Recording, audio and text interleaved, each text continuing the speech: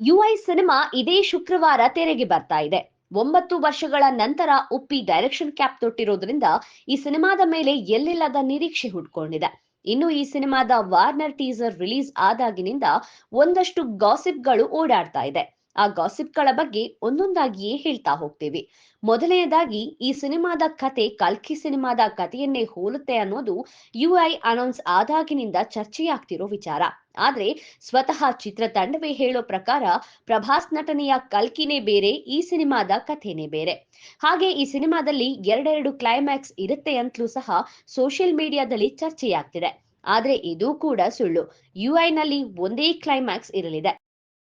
ಮೂರನೆಯದಾಗಿ, ಯುಐ ಸಿನಿಮಾದ ಅವಧಿ 4 ಗಂಟೆ 20 ನಿಮಿಷ ಇದೆ ಅಂತಲೂ ಸಹ ಕೆಲವು ಟ್ರೋಲ್ ಪೇಜ್ಗಳು ಅಪ್ಡೇಟ್ ಮಾಡಿದೆ. ಆದ್ರೆ ಇದು ಕೂಡ ಕೇವಲ ಕಟ್ಟುಕತೆ. ಯುಐ ಸಿನಿಮಾ 2 ಗಂಟೆ 11 ನಿಮಿಷ ಅಷ್ಟೇ ಇದೆ. ನಾಲ್ಕನೆಯದಾಗಿ, ಈ ಸಿನಿಮಾದಲ್ಲಿ ಹೀರೋಯಿನ್ ಯಾರು ಇಲ್ಲ ಅನ್ನೋದು. ಈ ಚಿತ್ರದಲ್ಲಿ ರೀಶ್ಮಾ ನಾಣಯ್ಯ ಹೀರೋಯಿನ್ ಆಗಿ ಅಭಿನಯಿಸಿದ್ದಾರೆ. ಹೀಗೆ ಯುಐ ಬಗ್ಗೆ ಹಲವಾರು ಗಾಸಿಪ್ಗಳು ಹಬ್ಬಿದ್ದು, ನೆಗೆಟಿವೋ ಪಾಸಿಟಿವೋ ಸಿನಿಮಾಗೆ ಬೇಕಾದ ಪಬ್ಲಿಸಿಟಿ ಅಂತೂ ಸಿಗ್ತಾ ಇರೋದು ಸುಳ್ಳಲ್ಲ. ಸಿನಿಮಾದಲ್ಲಿ ನಿಜಕ್ಕೂ ಅಸಲಿಗೆ ಏನಿದೆ ಅಂತ ತಿಳ್ಕೊಳ್ಳೋದಕ್ಕೆ ಇನ್ನೆರಡು ದಿನ ಕಾಯ್ಬೇಕು ಅಷ್ಟೇ.